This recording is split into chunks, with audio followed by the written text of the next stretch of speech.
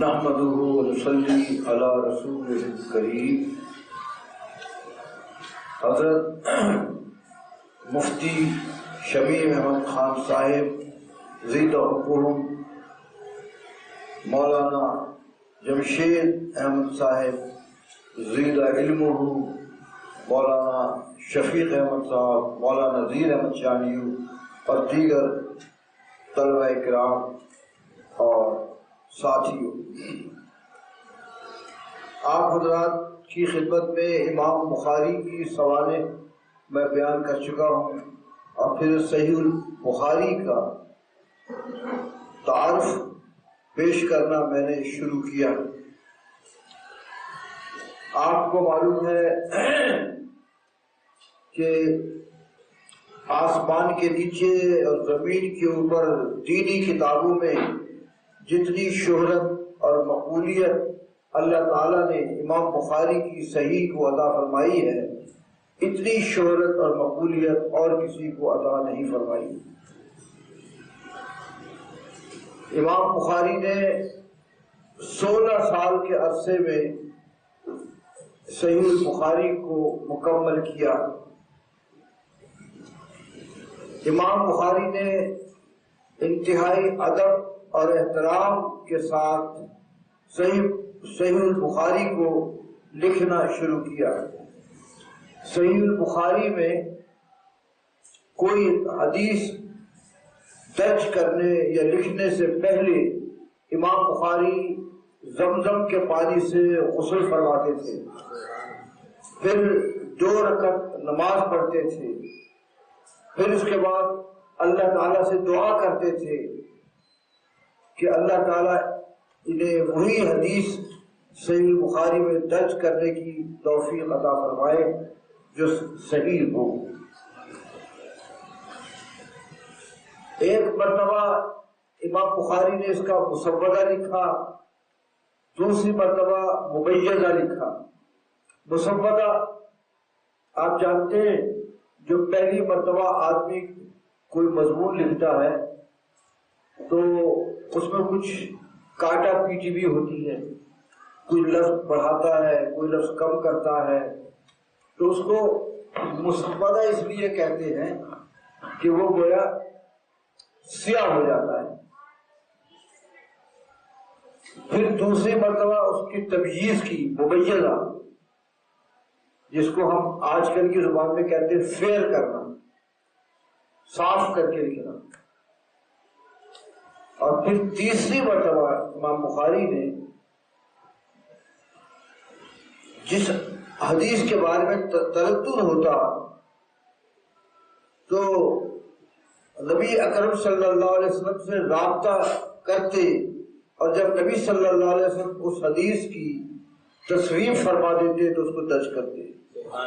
تو یوں 16 سال کا عرصہ لگا امام بخاری کو اس کتاب کے مکمل کرنے میں، اور اتنے ادب اور احترام کے ساتھ امام بخاری نے اس کتاب کو لکھا تو اللہ تعالیٰ نے اس کو اتنی شہرت اور اتنی مقبولیت عطا فرمائی کہ آج سب کہتے ہیں کہ روئے زمین پر اس سے بڑھ کر کوئی کتاب نہیں ہے، اور قرآن مجید کے بعد صحیح ترین کتاب روئے زمین پر وہ امام بخاری کی صحیح ہے۔ بعض مغاربہ نے، یعنی مغربی ملکوں نے، ایک تو یہ مغربی ملک ہے نا جیسے یورپ کے ممالک ہیں، ایک مغربی ملک ہے اسلامی ممالک ہیں، ان میں مراکش ہے اور الجزائر ہے، اندلس ہے۔ تو یہ مراکش اور اندلس اور الجزائر، چلیے بیٹھ جائیں، لیکن آئندہ ایسا نہ کریں، میں بیٹھنے نہیں دوں گا میں۔ تو یہ جو مغربی ممالک کے علماء ہیں یہ صحیح مسلم کو صحیح بخاری پر ترجیح دیتے تھے اور کہتے تھے کہ صحیح مسلم کی احادیث زیادہ صحیح ہے بنسبت صحیح بخاری کے،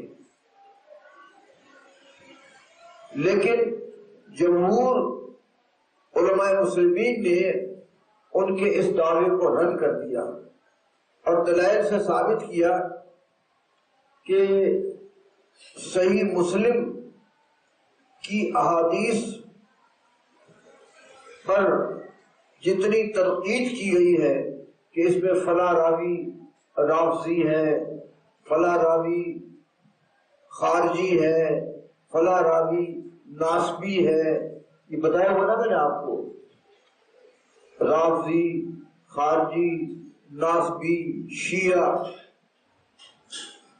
یہ سب تھے اس زمانے میں۔ صحیح بخاری کی احادیث کے راویوں میں بھی ایسے ہیں، صحیح مسلم کی احادیث کے راویوں میں بھی ایسے ہیں، لیکن صحیح بخاری کی احادیث کے راویوں میں ایسے راویوں کی تعداد بہت کم ہے اور صحیح مسلم کی احادیث میں ایسے راویوں کی تعداد بہت زیادہ ہے۔ پھر امام مسلم نے یہ شرط رکھی ہے کہ وہ کسی حدیث کو اپنی کتاب میں اس وقت درج کریں گے جبکہ یہ ثابت ہو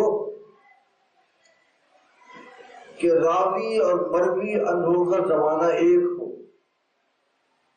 مثلا میں قبلہ قاضی شاہ صاحب سے کوئی بات روایت کرتا ہوں کہ انہوں نے اس طرح کہا تھا مثلا،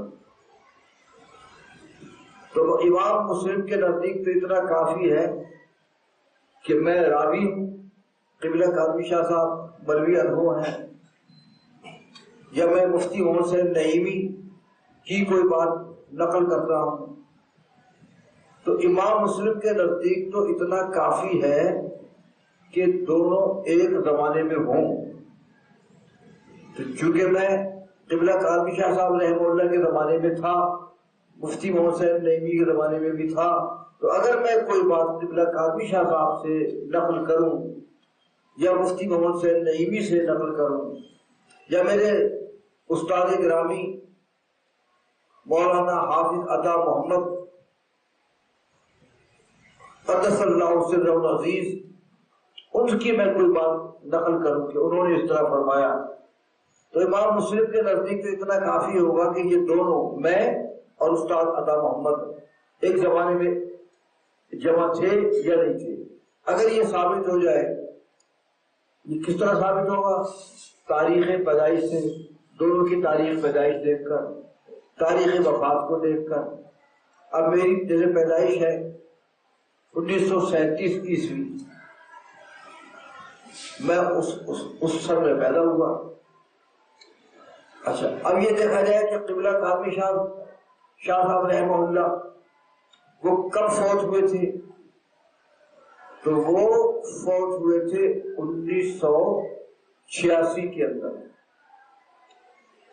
تو اب ظاہر ہے 1986 میں میں بھی تھا، وہ بھی تھے، یا میں مفتی محسن نعیمی کی کوئی بات نقل کروں تو دیکھیں کہ بھئی ان کا انتقال کب ہوا تھا؟ تو ان کا انتقال ہوا تھا تقریباً سن 2000 کے قریب۔ تو اب 2000 کے اندر بھی میں اور وہ جمع تھے، سمجھ آئی بات؟ یا استاد عطا محمد بنجالوی غالباً 1981 یا 82 میں ان کا انتقال ہوا ہے، تو اس زمانے میں بھی۔ تو اب یہ امام مسلم کے نزدیک تو اتنا کافی ہے کہ میں جو روایت کرنے والا اور مروی انہو جو قبلہ کاظمی شاہ صاحب ہیں یا مفتی محمد حسین نعیمی ہیں یا استاد عطا محمد بنجالوی ہیں، تو یہ ایک زمانے میں تھے، لہذا اب جو یہ بات کہہ رہا ہے ان کی طرف منسوخ کر کے یہ صحیح ہے۔ امام مسلم کے نزدیک تو یہ کافی ہے۔ لیکن امام بخاری یہ کہتے ہیں کہ صرف راوی اور مروی انہو کا ایک زمانے میں ہونا اتصال کے لیے کافی نہیں ہے، بلکہ یہ بھی ثابت ہونا چاہیے کہ راوی اور مروی انہو کی آپس میں ملاقات بھی ہوئی ہے یا نہیں۔ اب کئی لوگ ایسے ہوں گے جو قبلہ کاظمی شاہ صاحب کے زمانے میں ہوں گے یا مفتی حسین نعیمی کے زمانے میں ہوں گے یا استاد عطا محمد بنجالوی کے زمانے میں ہوں گے، لیکن ان کی وہاں ملاقات نہیں ہوئی ہے، تو پھر اگر وہ نقل کریں گے ان سے کوئی بات تو کیسے صحیح ہوگی؟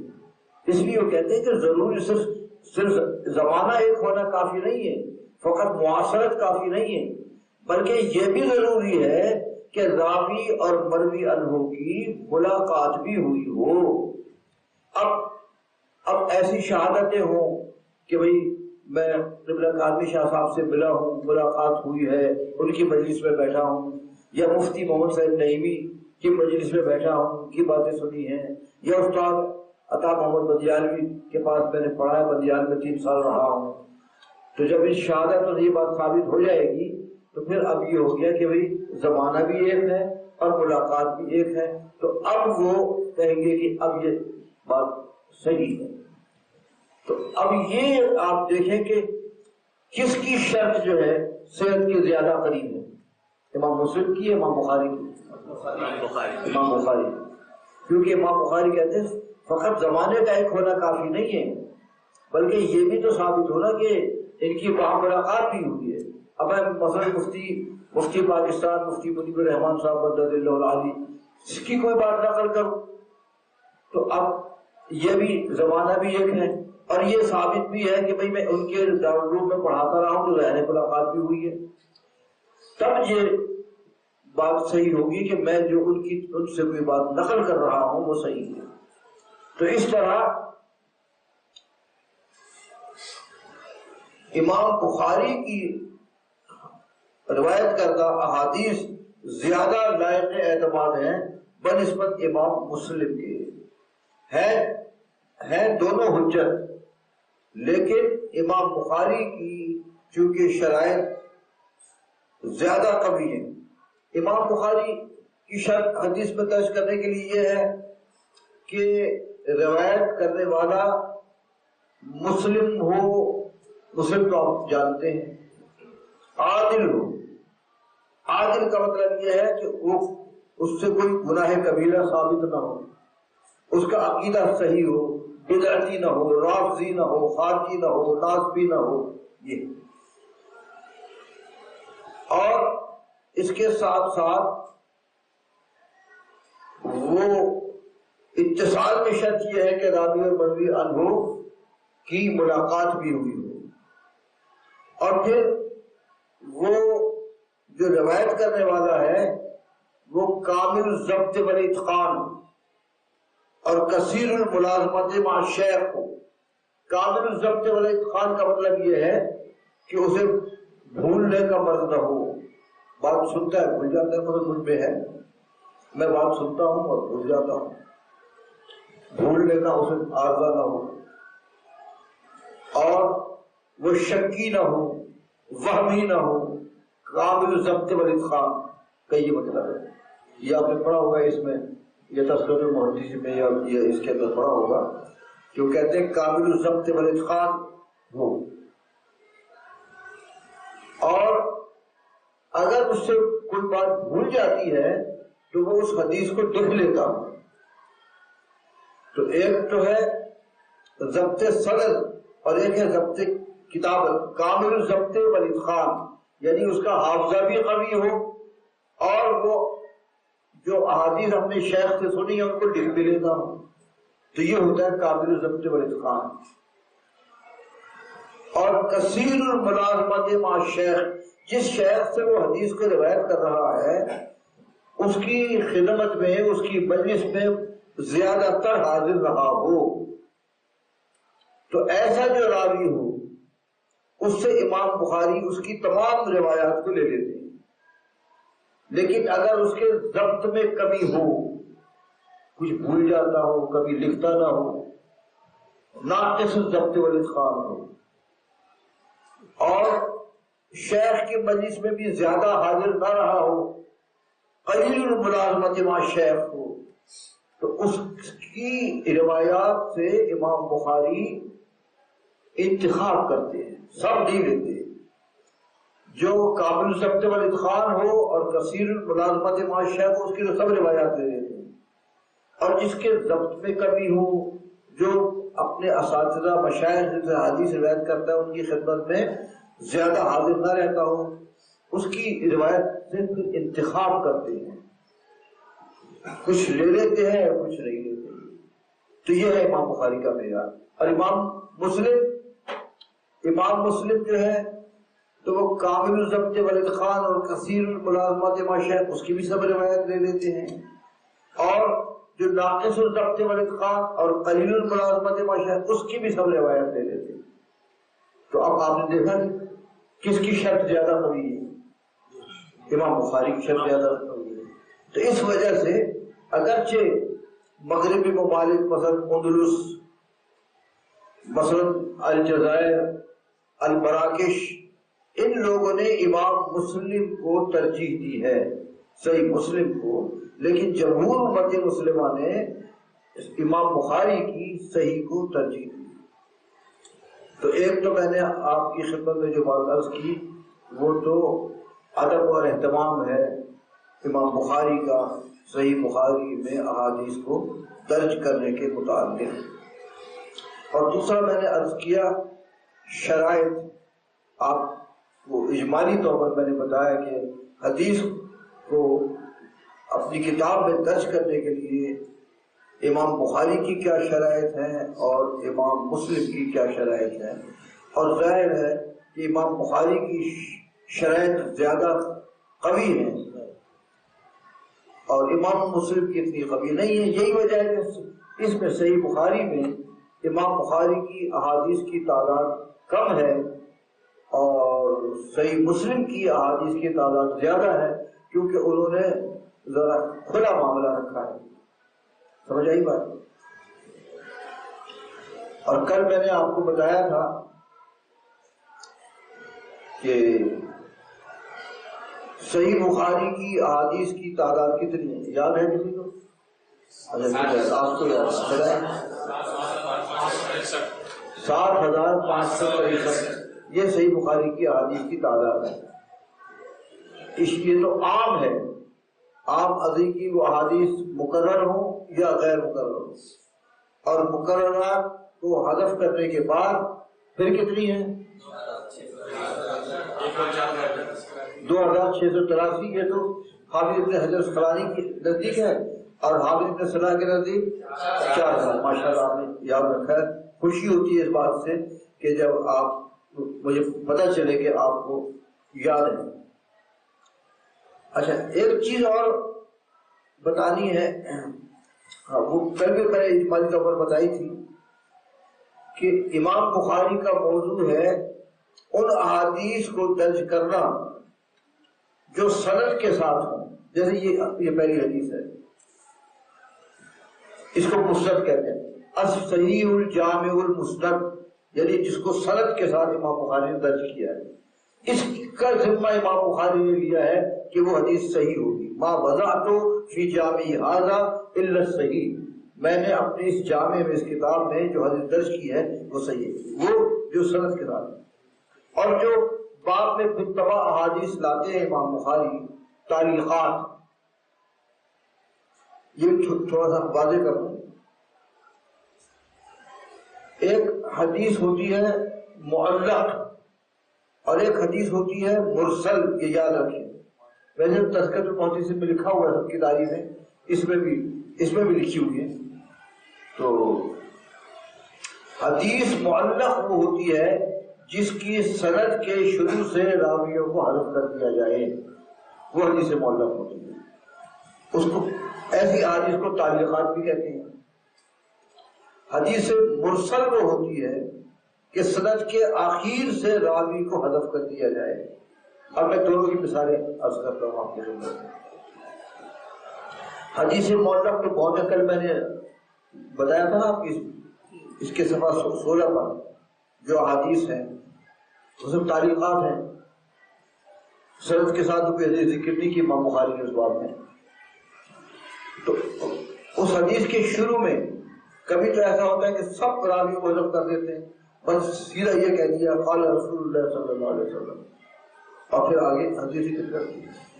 اور کبھی ہوتا ہے کہ صحابی کا ذکر کر دیا، قال ابن عباس رضی اللہ تعالیٰ عنہ، قال عبداللہ ابن عباس رضی اللہ تعالیٰ عنہ، پھر حدیث ذکر کر دیا. تو جس کے شروع سے راویوں، سند کے شروع سے راویوں کو حذف کر دیا جائے تو وہ حدیث ہوتی ہے معلق. اور مرسل وہ ہوتی ہے کہ سند کے اخیر سے راوی کو حذف کر دیا جائے. اب جیسے یہی حدیث ہے نا، پسند اس پہ سمجھنا آسان ہے. اب یہ ہے سند شروع کی حدثنا الحمیدی سے، صحیح ہے. اب یہ حدثنا الحمیدی پوری سند کو چھوڑ کر صرف اتنا ذکر کیا جائے کہ قال رسول اللہ صلی اللہ علیہ وسلم یقول انما الاعمال بالنیات. سمجھ آئی بات؟ یا یوں کہا جائے کہ قال عمر بن الخطاب رضی اللہ عنہ سمعت رسول اللہ صلی اللہ علیہ وسلم، تو یہ حدیث کیا ہوگی؟ معلق ہوگی. سمجھ آئی بات؟ شروع سے راویوں کو حذف کر دیا. اور کبھی آخر سے، سند کے آخر سے راوی کو حذف کر دیا جائے. سند کا آخر کیا ہے؟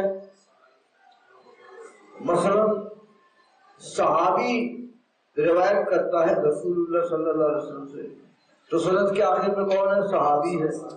تو صحابی کو حذف کر دیا جائے اور تابعی سے روایت کی جائے.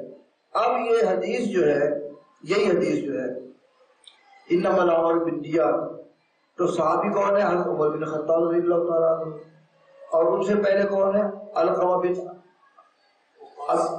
بن وقاص لیثی. یہ تابعین ہے. سمجھ آئی بات؟ تو اب یوں کہا جائے کہ قال علقمہ بن وقاص اللیثی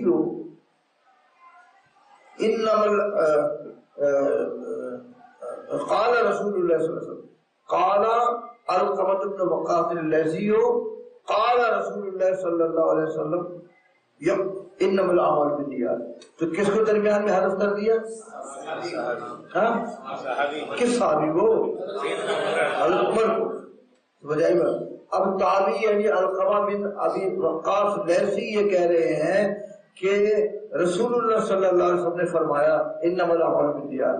تو ظاہر تابعی جو ہے علقمہ بن ابی وقاص لیثی انہوں نے تو نہیں سنا. تابعی تو بعد کے لوگ ہوتے ہیں تو انہوں نے تو نہیں سنا. تو انہوں نے راوی کو چھوڑ دیا. کس کو چھوڑ دیا؟ حضرت عمر بن خطاب رضی اللہ عنہ کو چھوڑ دیا. تو یہ حدیث ہوتی ہے مرسل. سمجھ آئی بات؟ تو میں نے کل بھی بتایا تھا آپ کو کہ جو امام بخاری کی تاریخات ہیں ان میں تو سب قسم کی احادیث ہیں. صحیح بھی ہیں، حسن بھی ہیں، ضعیف بھی ہیں، غیر درجے کی ضعیف بھی ہیں. یہ کل میں نے تفصیل سے بتا دیا تھا آپ کو. حدیث مرسل جو ہے تو اس کے بارے میں ہمارا اور امام مالک کا یعنی احناف کا اور امام مالک کا مذہب یہ ہے کہ حدیث مرسل مطلقاً مقبول ہوتی ہے. ہمیں کچھ اور دیکھنے، غور کرنے، پرکھنے کی ضرورت نہیں ہے. جب کسی تابعی نے کہہ دیا کہ قال رسول اللہ صلی اللہ علیہ وسلم تو حدیث مطلقاً مقبول ہوگی. احناف کا اور امام مالکیہ کا یہ مذہب ہے. امام شافعی اور امام احمد بن حنبل یہ کہتے ہیں کہ جب تابعی یہ کہے گا کہ رسول اللہ صلی اللہ علیہ وسلم نے فرمایا تو تابعی نے تو سنا نہیں ہے، سنا تو صحابی نے، اس نے صحابی کو چھوڑ دیا ہے. تو اب ہم دیگر قرائن سے دیکھیں گے. اگر دیگر قرائن سے اس کی حدیث کی تائید ہوتی ہے تو وہ مقبول ہوگی ورنہ مردود ہوگی. یہ امام شافعی اور امام احمد بن حنبل کا مسلک ہے. ہم یہ کہتے ہیں کہ تابعی نے جو صحابی کو چھوڑا ہے تو اس اعتماد پر چھوڑا ہے کہ اس صحابی سے یہ حدیث بہت مشہور ہے، اس کے ذکر کرنے کی ضرورت نہیں ہے. وجہ بات اس لیے ہمارا احناف کا اور مالکیہ کا مطلب یہ ہے کہ حدیث مرسل مطلقاً مقبول ہوتی ہے. اور اس کے برخلاف شوافی اور حنابلہ جو ہیں وہ کہتے ہیں کہ اس حدیث کی دیگر اسانید دیکھی جائے گی. اگر ان اسانید سے اس حدیث کی تائید ہو جاتی ہے تو وہ مقبول ہوگی ورنہ نہیں.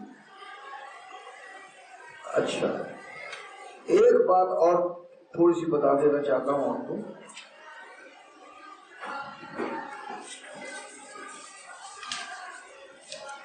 یہ یہاں صفحہ 21 پر دیکھ لکھا ہوا ہے حاشیے پر اول الثلاثیات. صفحہ 21 پر ہے،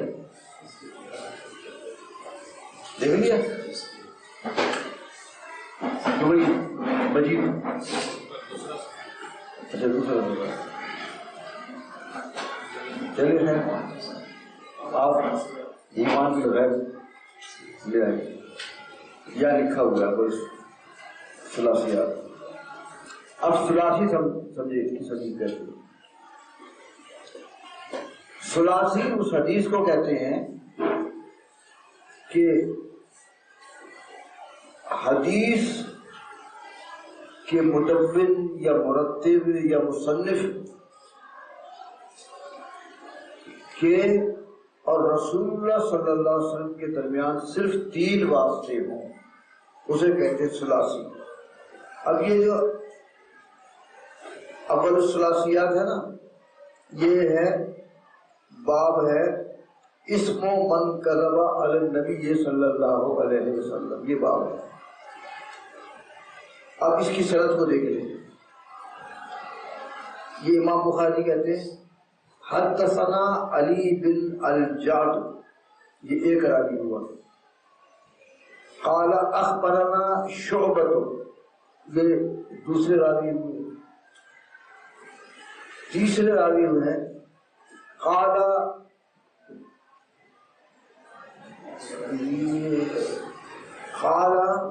اخبرنی منصور، یہ 3 راوی ہو گئے، یہ تو زیادہ ہو گئے نا. تو پھر یہ اول الثلاثیات کس پر لکھا ہوا ہے؟ میں بتاتا ہوں آپ کو.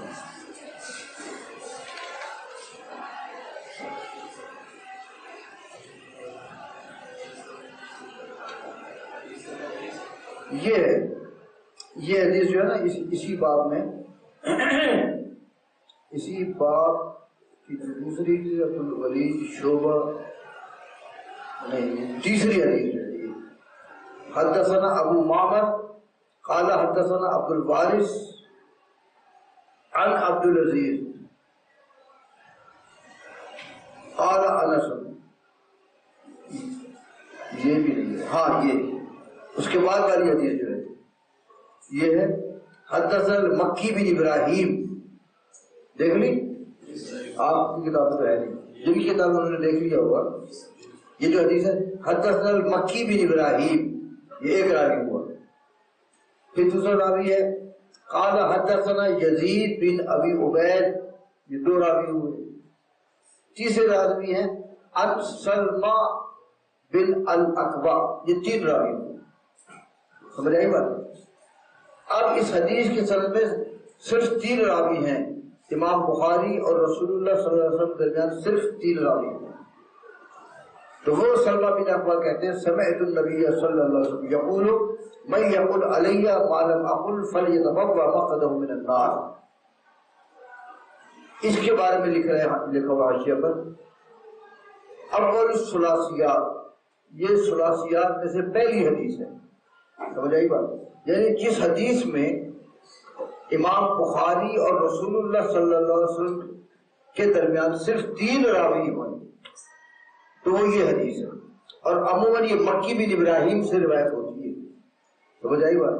حدثنا مکی بن ابراہیم قال حدثنا یزید بن ابی عبید عن سلمہ بن اکوع، یہ 3 راوی. اس کے بعد آ گیا سمعت النبی صلی اللہ علیہ وسلم. سمجھ میں آ گئی بات؟ تو جس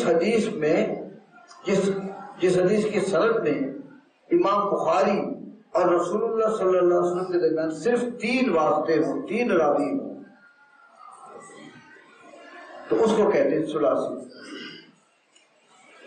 تو ظاہر ہے یہ اس حدیث پر بہت زیادہ اعتماد ہوتا.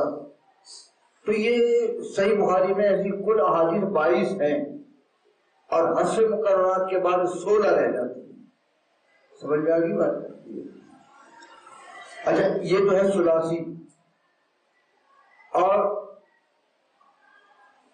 مسانی بھی ہوتی ہیں، یعنی جس میں حدیث کے مرتب اور رسول اللہ صلی اللہ علیہ وسلم کے درمیان صرف 2 راوی، وہ مسانی ہوتی ہے. قرآن میں ہے نا مثنی و ثلاثہ و رباع، 2 2 3 3 اور 4 4، تو مسانی بھی ہیں.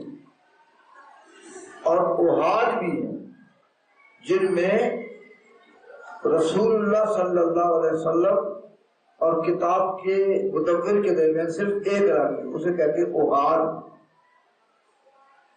میرے پاس ایک کتاب ہے،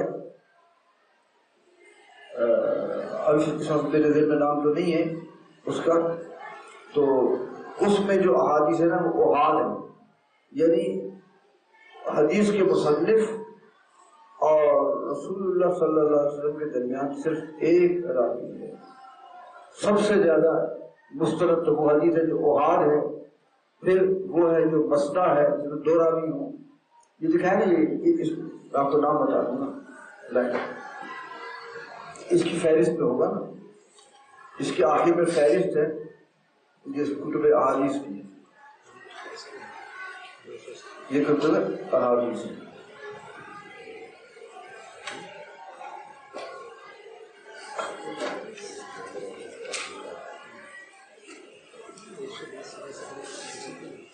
یہ امام ابن ابی عاصم سن وفات ہے 287 ہجری. ان کی کتاب کا نام ہے الاحاد والمسانی. سمجھ آئی بات؟ یہ بات میرے پاس موجود ہے، میں نے شامل کی ہوئی ہے یہ الاحاد والمصانی، یعنی ایسی بھی احادیث ہیں اس میں جس میں اس کے مرتب جو ہیں وہ امام ابن ابی عاصم ہیں، یعنی امام ابن ابی عاصم اور رسول اللہ صلی اللہ علیہ وسلم کے درمیان صرف ایک راوی ہے، وہ احاد ہے۔ اور اس میں ایسے بھی احادیث ہیں جس میں امام ابن ابی عاصم اور رسول اللہ صلی اللہ علیہ وسلم کے درمیان صرف دو راوی ہیں، وہ مسانی ہیں۔ سمجھ آئی بات؟ اور ثلاثی اس میں تو ایک کچھ احادیث احاد ہوتی ہیں اور کچھ مسانی ہوتی ہیں اور ثلاثی ہوتی ہیں۔ تو سیاستہ میں صرف صحیح بخاری میں ثلاثیات ہیں، میں نے بتایا 22 ثلاثیات ہیں، 16 غیر مقرر ہیں۔ اور یہ الاحاد والمسانی یہ الحمدللہ میرے پاس موجود ہے۔ اب مجھے یاد نہیں کب خریدی تھی، کتنے کی خریدی تھی، اسی شوق میں خریدی تھی کہ اس کتاب میں امام ابن ابی عاصم اور رسول اللہ صلی اللہ علیہ وسلم کے درمیان صرف ایک واسطہ ہے، یہ دو واسطے ہیں۔ آپ کو شوق ہو تو آپ قبل جا کر دیکھ لیجیے، یہ بتا دیں گے آپ کو مولانا جب اب پتہ ہی 5-6 جلدیں ہیں اس کی الاحاد والمسانی۔ تو یہ ایک بات آپ کو سمجھانی تھی، آپ نے سمجھ لی۔ اور کیا بتانا تھا، یہ تو کچھ بتایا میں نے آپ کو تاکہ آپ کو صحیح بخاری کی احادیث شروع کرنے سے پہلے اجمالی طور پر کچھ آپ کو معلومات ہو جائے۔ صحیح ہے، اب ہم شروع کرتے ہیں حدیث کو۔ امام بخاری کا مفصل تذکرہ بھی آپ نے پڑھ لیا، اور ان کی کتاب الصحیح الجامع المختصر من امور رسول اللہ صلی اللہ علیہ وسلم، اس کا بھی تعارف میں نے آپ کے سامنے بیان کر دیا۔ اب شروع کرتے ہیں بسم اللہ سے۔ بسم اللہ الرحمن الرحیم کا میں آپ کے سامنے ترجمہ کرنا چاہتا ہوں۔ جو ہماری اب جو تفسیر لکھ رہا ہوں تبیان الفرقان، اس میں نے مختلف تراجم ذکر کیے ہیں بسم اللہ الرحمن الرحیم کے۔ اپنا ترجمہ جو میں نے بسم اللہ کیا سب سے آخر میں رکھا ہے، انشاءاللہ عزیز چھپ کر آ جائے گی۔ آپ لوگ کتاب کے خریدنے میں تو بہت کفایت کرتے ہیں، ابھی تک تذکرۃ المحدثین نہیں خریدی، تو اگر آپ کی جیب میں گنجائش ہو اور ذوق اور شوق دے اللہ تعالیٰ آپ کو، تو تبیان الفرقان خرید۔ تو بہرحال ایک ترجمہ میں اس کا آپ کے سامنے بیان کر رہا ہوں جو اعلیٰ حضرت کا ترجمہ ہے، بسم اللہ الرحمن الرحیم کا جو ترجمہ کیا ہے۔ اعلیٰ حضرت نے اس کا ترجمہ کیا ہے اللہ کے نام سے شروع جو رحمان اور رحیم ہے، یہ اعلیٰ حضرت نے ترجمہ کیا ہے۔ میں نے جو اس کا ترجمہ کیا ہے وہ یہ ہے اللہ ہی کے نام سے شروع جو رحمان اور رحیم ہے۔ کیا فرق ہے؟ ہم نے ہی کا بھی ذکر کیا ہے۔ اعلیٰ حضرت کا ترجمہ ہے اللہ کے نام سے شروع جو رحمان اور رحیم ہے۔ ہم نے کیا ترجمہ اللہ ہی کے نام سے شروع۔ اب یہ ہی میں حصر ہو گیا نا، یعنی اور کسی کے نام سے شروع نہیں ہے، اللہ ہی کے نام سے شروع ہے۔ اب یہ حصر کہاں سے آیا؟ یہ جو ہم نے حصر کا ترجمہ کیا ہے نا اللہ ہی کے نام سے، تو حصر تو سمجھتے ہیں نا، تو یہ حصر کہاں سے نکالا؟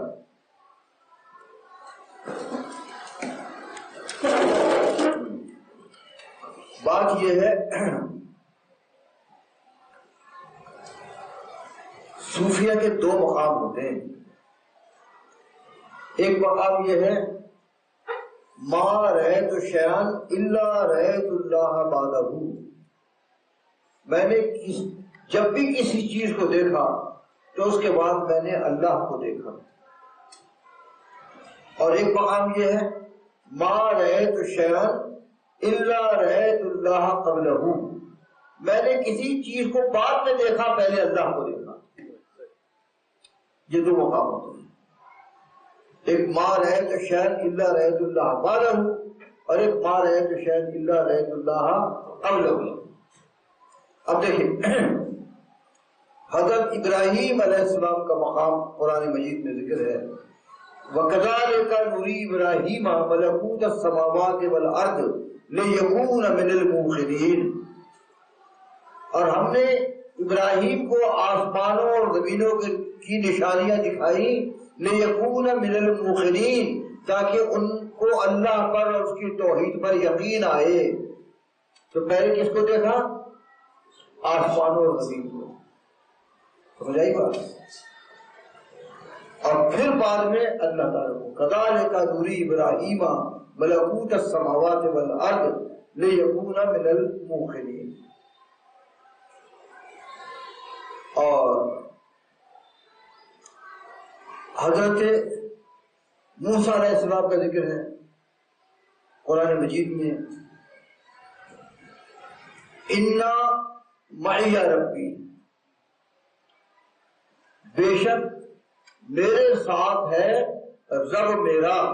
پہلے کس کا ذکر ہے؟ اپنا ذکر ہے. اِنَّا مَعِيَ، بے شک میرے ساتھ ہے رب میرا، پہلے اپنا ذکر ہے پھر اللہ کا ذکر ہے. اِنَّا مَعِيَ رَبِّي، بے شک میرے ساتھ ہے رب میرا. یہ حضرت موسیٰ علیہ السلام نے کہا. حضرت سلیمان علیہ السلام، انہوں نے بلقیس کی طرف مکتوب لکھا، اس میں لکھا اِنَّهُ مِن سُلَيْمَانَ وَإِنَّهُ بِسْمِ اللَّهِ الرَّحْمَٰنِ الرَّحِيمِ. پہلے کس کا ذکر ہے؟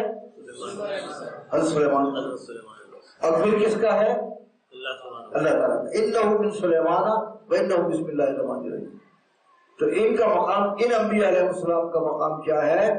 ما رأیت شیئا الا رأیت اللہ بعدہ، کسی چیز کو جب بھی دیکھا تو اس کے بعد پھر اللہ کو دیکھا.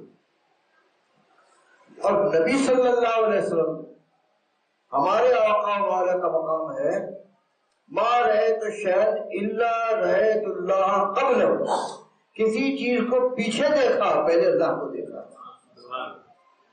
اب دیکھیں ابراہیم علیہ السلام نے ان کے متعلق قرآن میں فرمایا كَذَلِكَ نُرِي إِبْرَاهِيمَ مَلَكُوتَ السَّمَاوَاتِ وَالْأَرْضِ لِيَكُونَ مِنَ الْمُوقِنِينَ. پہلے آسمان و زمین کو دیکھا، پھر اللہ کی توحید پر یقین آیا. اسی طرح ہے نا. اب حضور کو دیکھیں، یہ سنن ترمذی میں حدیث ہے، اور امام ترمذی کہتے ہیں کہ امام بخاری نے کہا ھذا الحدیث صحیح، یہ حدیث صحیح ہے. ایک مرتبہ صبح کی نماز پڑھانے رسول اللہ صلی اللہ علیہ وسلم تشریف لائے، دیر ہو گئی تھی، تو آپ نے دیر کا سبب بیان کیا. فرمایا رأیت ربی عز وجل فی احسن صورت، میں نے اپنے رب عز وجل کو انتہائی حسین صورت میں دیکھا. فقال فیما یختصم الملأ الاعلی، اللہ عز وجل نے استفسار فرمایا یہ ملائکہ مقربین کس بات میں بحث کر رہے ہیں؟ قلت انت عالم، میں نے کہا اللہ تو ہی بہتر جانتا ہے. فوضع یدہ بین کتفی، اللہ تعالیٰ نے اپنا دست قدرت میرے دو کندھوں کے درمیان یہاں رکھا. فوجدت برتہ بین ثدیی، میں نے اس کی ٹھنڈک اپنے دو پستانوں کے درمیان اس کی ٹھنڈک سینے میں محسوس کی. جب سینے میں ٹھنڈک محسوس کی فعلمت ما فی السماوات والارض، تو میں نے جان لیا جو کچھ بھی آسمان و زمین میں، علم کلی حضور کو حاصل ہو گیا. ایک روایت میں یہ الفاظ ہے فتجلی کل شیء وعرفت، ہر چیز مجھ پر روشن ہو گئی اور میں نے اس کو جان لیا. اب اس حدیث میں دیکھیں حضور نے پہلے کس کو دیکھا؟ رأیت ربی عز وجل فی احسن صورت، پہلے تو اللہ کو دیکھا، اور پھر اس کے بعد فعلمت ما فی السماوات والارض، پھر میں نے جان لیا آسمانوں اور زمینوں کو۔ ابراہیم علیہ السلام نے پہلے آسمانوں اور زمینوں کو دیکھا، پھر اللہ کو دیکھا، اور رسول اللہ صلی اللہ علیہ وسلم نے پہلے اللہ کو دیکھا اور پھر بعد میں آسمان زمین کو دیکھا۔ ما رأیت شیئا الا رأیت اللہ قبلہ۔ اسی طرح حضرت موسیٰ علیہ السلام کہتے انا معی ربی، ساتھ ہے ہم میرے رب میرا، پہلے اپنا ذکر ہے اور پھر رب کا ذکر ہے۔ اور رسول اللہ صلی اللہ علیہ وسلم نے فرمایا حدیث اور کے اندر حضرت ابوبکر سے ان اللہ معنا، بے شک اللہ ہمارے ساتھ ہے۔ پہلے کس کا ذکر کیا؟ اللہ کا، پھر اپنا ذکر۔ انہوں نے کہا تھا انا معی ربی، آپ نے فرمایا ان اللہ معنا، ہو جائے بات۔ تو کیا ہے یہ؟ ما رأیت شیئا الا رأیت اللہ قبلہ۔ اسی طرح حضرت سلیمان علیہ السلام نے مکتوب لکھا انہ من سلیمان وانہ بسم اللہ الرحمن الرحیم، پہلے سلیمان کا ذکر کیا اپنا، پھر اللہ کا۔ اور رسول اللہ صلی اللہ علیہ وسلم نے مکتوب لکھا ہرقل کی طرف، یہ صفحہ 5 پر ہے، ہرقل کی طرف آپ نے مکتوب لکھا، پہلی سطر ہے۔ تو ہرقل نے اس خط کو پڑھا، فیضا فیہ بسم اللہ الرحمن الرحیم من محمد عبد اللہ ورسولہ الی ہرقل۔ سمجھ آئی بات؟ وہ کہتے ہیں انہ من سلیمان وانہ بسم اللہ الرحمن الرحیم، اور آپ نے مکتوب میں لکھا بسم اللہ الرحمن الرحیم من محمد عبد اللہ ورسولہ، پہلے اللہ کا نام لیا پھر اپنا نام لیا۔ ما رأیت شیئا الا رأیت اللہ قبلہ۔ تو آپ نے دیکھا مقام ابراہیم کیا ہے، مقام موسوی کیا ہے، مقام سلیمان کیا ہے، اور مقام محمدی کیا ہے۔ اب میں اصل تو یہ بات بتا رہا تھا نا کہ یہ میں نے جو کہا اللہ ہی کے نام سے شروع کرتا ہوں، یہی میں نے کہاں سے نکالا، وہ بتانا چاہ رہا تھا۔ یہ تمہید کے طور پر یہ سب بیان کیا آپ کو۔ بات یہ ہے کہ یہ جو ہے نا بسم اللہ الرحمن الرحیم، یہ جار مجرور ہے۔ آپ علماء حضرات ہیں، آپ کو پتہ ہے جار مجرور کسی عامل کے متعلق ہوتے ہیں۔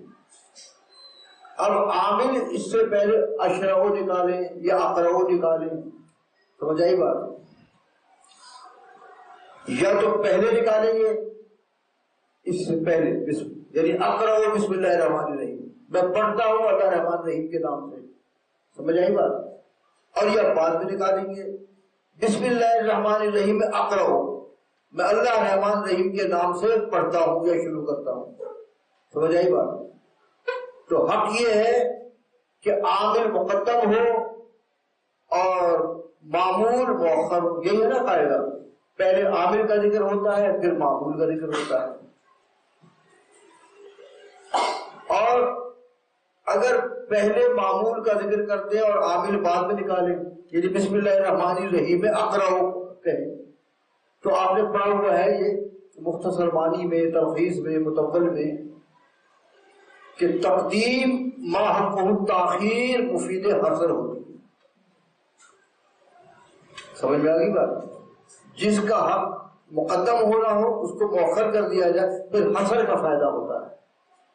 تو جب ہم بسم اللہ الرحمن الرحیم میں اقرأ کہیں گے تو حصر ہو جائے گا، اور جب اقرأ بسم اللہ الرحمن الرحیم کہیں گے تو حصر نہیں ہوگا۔ تو اعلیٰ حضرت نے جو ترجمہ کیا ہے وہ ہے اقرأ یا اشرع کو پہلے مقدر مانا، میں پڑھتا ہوں یا شروع کرتا ہوں اللہ کے نام سے، اس میں حصر نہیں۔ اور ہم نے جو ترجمہ کیا ہے بسم اللہ الرحمن الرحیم میں اقرأ یا بسم اللہ الرحمن الرحیم میں اشرع، تو اب عامل کو ہم نے مؤخر مانا تو پھر حصر ہو گیا، سمجھ آئی بات؟ تو جب ہم کہیں گے بسم اللہ الرحمن الرحیم میں اقرأ، اللہ الرحمن الرحیم کے نام ہی سے پڑھتا ہوں، اللہ الرحمن الرحیم ہی کے نام سے شروع کرتا ہوں، تو یہ ہی جو میں نے نکالا ہے نا ترجمے کے اندر، یہ کہاں سے نکالا ہے؟ عامل کو مؤخر مان کر. سمجھ آئی بات؟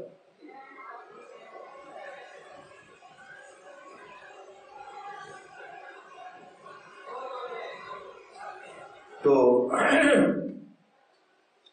حسن بھی 3 قسم کا ہوتا ہے، پڑھا آپ نے مختصر معنی میں مطول وغیرہ میں.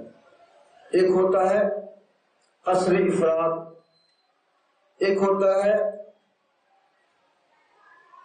قصر قلب، اور ایک ہوتا ہے قصر حقیقی. قصر افراد یہ ہوتا ہے کہ مخاطب کا یہ گمان ہو کہ اس کام کے کرنے میں کئی لوگ شریک ہیں. مطلب یہاں کوئی طالب، مجھے تو ایسا نظر تو کوئی نہیں آ رہا، فرق کر لیتے شفیق الرحمان کو. اب یہاں پر کوئی تحفہ لا کے رکھ دیا کہ بھئی آپ کو جو گورنمنٹ پاکستان نے کیا دیا ہے تمغہ امتیاز، تو اس کی خوشی میں آپ کے لیے یہ تحفہ لایا. اب یہاں پر وہ تحفہ رکھا ہوا ہے. اب میں کلاس میں آیا تو میں نے دیکھا بھائی یہاں تحفہ رکھا ہوا. اب مجھے تردد ہے کہ کون لایا ہے؟ آپ نے اتنے ڈھیر لوگ طلبا بیٹھے ہوئے. شفیق الرحمان نے کہا یہ میں ہی لایا. سمجھ آئی بات؟ یعنی اور کوئی نہیں لایا، اور کوئی لانے میں شریک نہیں ہے، صرف میں لایا ہوں. تو اس کو کیا کہیں گے؟ قصر افراد. سمجھ آئی بات؟ تو اب بسم اللہ الرحمن الرحیم میں بعض لوگ یہ سمجھتے تھے کہ اللہ کے نام سے بھی شروع کرنا چاہیے، بتوں کے نام سے بھی شروع کرنا چاہیے. تو ہم نے کہا بسم اللہ الرحمن الرحیم اقرأ، تو قصر افراد یعنی اللہ ہی کے نام سے شروع کرنا چاہیے، بتوں کے نام سے یا کسی اور کے نام سے نہیں شروع کرنا چاہیے. تو یہ قصر افراد ہو گیا. سمجھ آئی بات؟ اور قصر قلب، قصر قلب یہ ہے کہ کس کی مثال ہے؟ یہاں پر وہ نذرانہ رکھا ہوا ہے، میں آیا تو اب میرے ذہن میں یہ ہے کہ یہ نذیر احمد چاٹیو بہت مخلص ہے، یہی لایا ہوگا. یہ شفیق الرحمان نے کہا میں ہی لایا ہوں، یعنی نذیر احمد چاٹیو نہیں لایا. تو میرے ذہن میں جو تھا اس کا الٹ کر دیا تو قصر قلب ہو گیا. سمجھ آئی بات؟ تو اب بعض لوگ یہ سمجھتے تھے کہ اللہ کے نام سے نہیں شروع کرنا چاہیے، بتوں کے نام سے شروع کرنا چاہیے. تو جب ہم نے کہا بسم اللہ الرحمن الرحیم اشرعوا یا اقرأوا، تو ہم نے اس کا الٹ کر دیا کہ بتوں کے نام کے ساتھ نہیں، اللہ ہی کے نام سے شروع کرنا چاہیے. سمجھ آئی بات؟ تو یہ 2 قسمیں آپ نے سمجھی، قصر افراد اور قصر قلب. قصر حقیقی ہے کسی کے نام سے بھی شروع نہیں کرنا چاہیے، بس اللہ کے نام سے شروع کرنا چاہیے. تو جب ہم یہاں پر عامل کو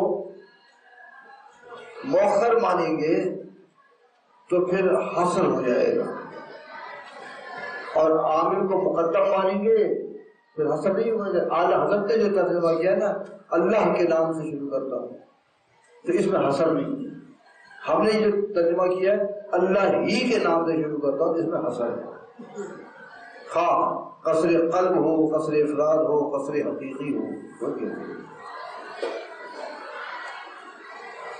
اچھا پھر اور غور کریں.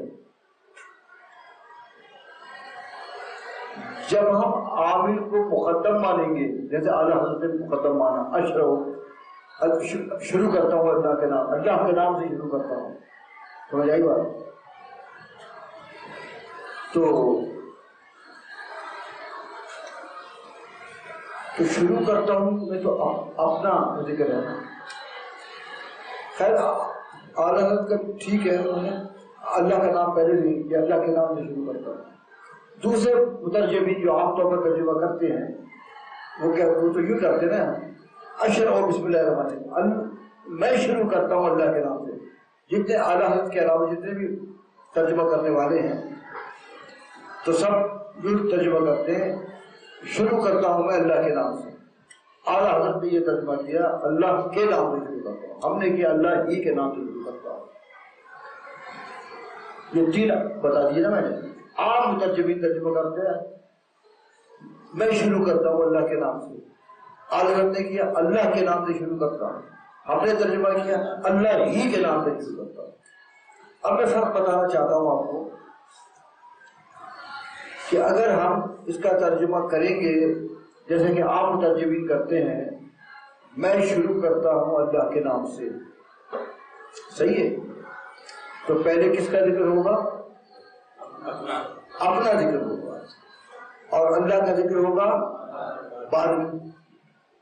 تو جو عام ترجمہ جو ہے نا، میں شروع کرتا ہوں اللہ کے نام سے، تو اس میں اپنا ذکر پہلے ہوگا اور اللہ کا ذکر، اللہ تعالیٰ کا ذکر بعد میں ہوگا. تو جب آپ یہ ترجمہ کریں گے تو یہ مقام ابراہیم ہوگا کہ انہوں نے پہلے آسمان زمین کو دیکھا پھر اللہ کو دیکھا. یا مقام موسوی ہوگا کہ انہوں نے پہلے اپنا ذکر کیا ان معی ربی، بعد میں اللہ کا ذکر کیا. یا مقام سلیمان ہوگا کہ پہلے اپنا ذکر کیا انہ من سلیمان وانہ بسم اللہ الرحمن الرحیم.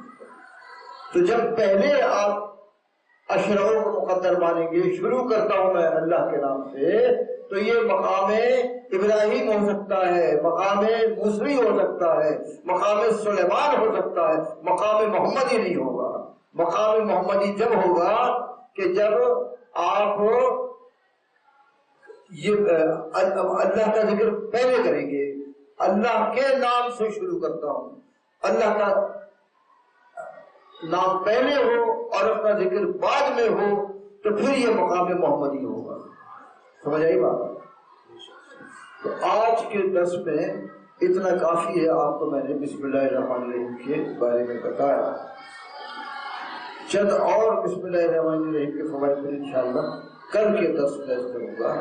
تو آپ حضرات سب کو محفوظ کر لیں اور اللہ تعالیٰ مجھے اور آپ کو احادیث کو سمجھنے، پڑھنے، اس پر عمل کرنے کی توفیق عطا فرمائے. وآخر دعوانا الحمدللہ.